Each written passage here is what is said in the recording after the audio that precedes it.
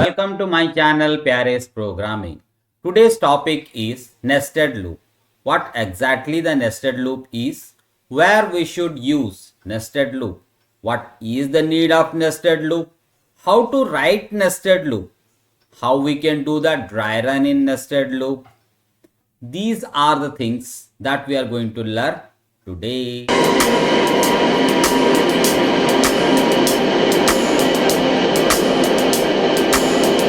Let's discuss some theoretical points on nested loop. Loop within a loop is called nested loop. That means we have a outer loop and inside which we have inner loop is called a nested loop.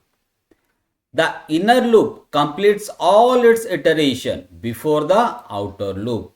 That means first of all the inner loop will complete its operation. After that outer loop will complete its operation. But while executing, it will first execute the outer loop, then it will execute inner loop. The higher level loop that contains the inner loop, that means the loop which is coming outside is called your outer loop or higher level loop, inside which we have one more loop which is called inner loop or lower level loop. It controls the number of times the inner loop executes. If the outer loop is 3 times iterating, that means the complete inner loop will iterate 3 times. For each iteration of your outer loop, inner loop will execute. If inner loop will execute 2 times, that means one outer loop will execute 1 time, then inner loop will execute 2 times. Again, outer loop will execute second time, inner loop will execute 2 times. Outer loop will execute third time, then inner loop will execute again 2 times. That means for each iteration of your outer loop, inner loop will complete its operation.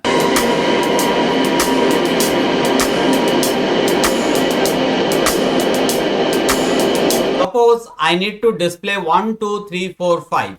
That means I need a loop to display 1, 2, 3, 4 and 5. That's why I'm creating a loop. I want to display starting from 1, that's why 1, ending with 5, that's why 5. Gap between them is 1, so that's why updated by 1. If you want more information how exactly this loop is created and how to do the dry run, then you have to watch this particular video to get better idea. Now suppose I want to display this one. As we have already seen that I have to display 1, 2, 3, 4, 5. That means I need a loop. But this particular 1, 2, 3, 4, 5 is repeated how many times? 3 times. That means we need one more loop for this one and this one. So this will be my outer loop and this will be my inner loop. Inner loop will display 1, 2, 3, 4, 5 and this repetition will be done with the help of your outer for loop. So here is the code. This part indicates to the outer loop. Outer loop requires 3 times because I need to print 1, 2, 3, 4, 5 3 times. So that's why the condition is given up to 3, where we have already seen this is your inner loop, where inner loop displays 5 times 1, 2, 3, 4, 5. That's why here the condition is 5. If you want more information regarding this, just wait. In the next part, we have more information.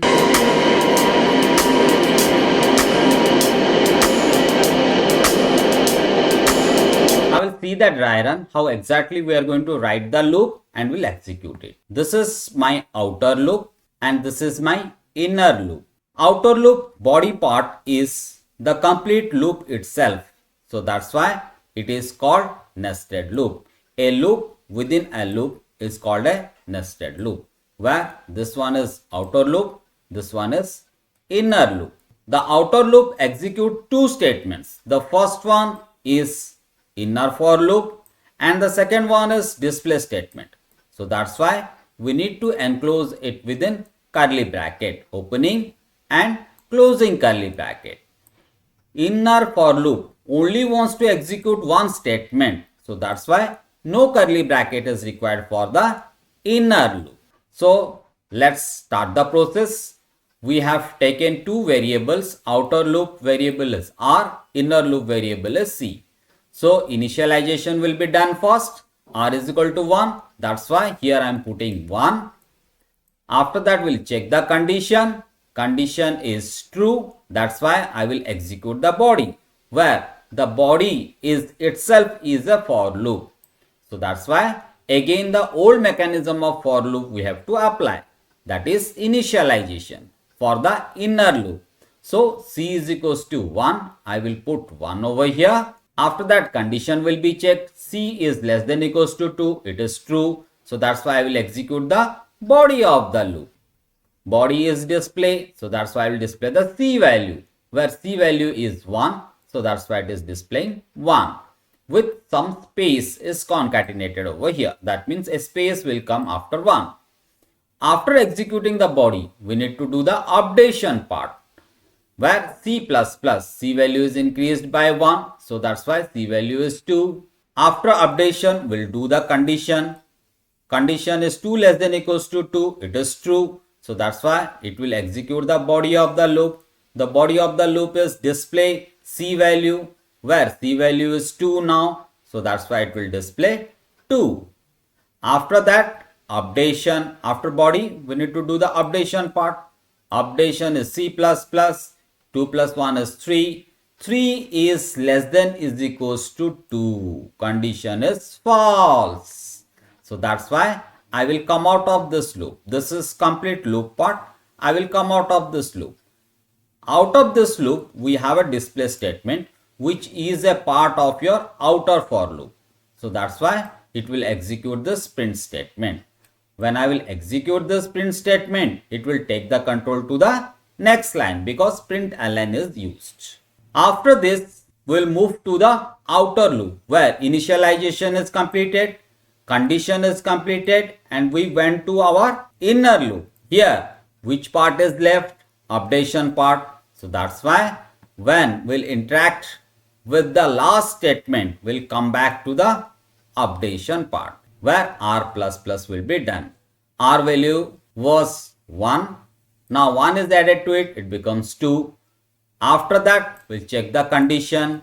Condition is 2 less than equals to 3. Condition is true. So that's why I will again enter into the body, where we'll start the processing again from the beginning, because we have re-entered into the body of the loop. That's why initialization will be done again. That is C is equals to 1. So I will put 1 over here. After that, condition 1 is less than equals to 2. Now it is true. If it is true, I will enter into the body of the loop, where it is displaying the C value. So that's why it will display 1, because now the C value is 1. Why it is printing in the next line? Because of this println. After displaying, what should I do? Updation. So that's why C++, C becomes 2. After that, condition 2 is less than equals to 2, true. That's why I will execute the body of the loop, where body is display C. What is C value? 2. So that's why it will display 2. After body, again updation C++, it is 3. 3 is less than equals to 2. Now it is false. Once it is false, what should I do? This is the body. After coming out of this, I will display new line character, because println. So it will take the cursor to the next line. After this, where should I go? Yes, updation part of outer loop, R++. Now it is 3. After that, condition will be checked. 3 is less than equals to 3. It is true. If it is true, I will enter into the body of the loop. Again, I am entering into the body of the loop. Because of that reason, initialization will be done again. So after that, I will say C is equals to 1. Now C value is 1 again. Then condition 1 is less than equals to 2. It is true. If it is true, I will enter into the body of the loop and I will execute it. It is display C That's why it will display 1. Why 1? Because now C value is 1. After executing the body, I will do the updation part, that is C++, C is 2 now. Then condition 2 is less than equals to 2, it is true. I will execute the body again where display C will be done. So that's why it will display 2 now because current value of C is 2. After that again updation C++, it is 3. 3 is less than equals to 2. Now it is false. After coming out of this loop, what should I do? I will display new line character. So that's why control will move to the next line. After completion of this statement, what should I do? I will move to the updation part of your outer for loop, that is R++. R is now 4. 4 is less than equals to 3. It is false. So that's why we'll come out of the outer for loop. Now after coming out of the outer for loop, we don't have any statements. So that is completed.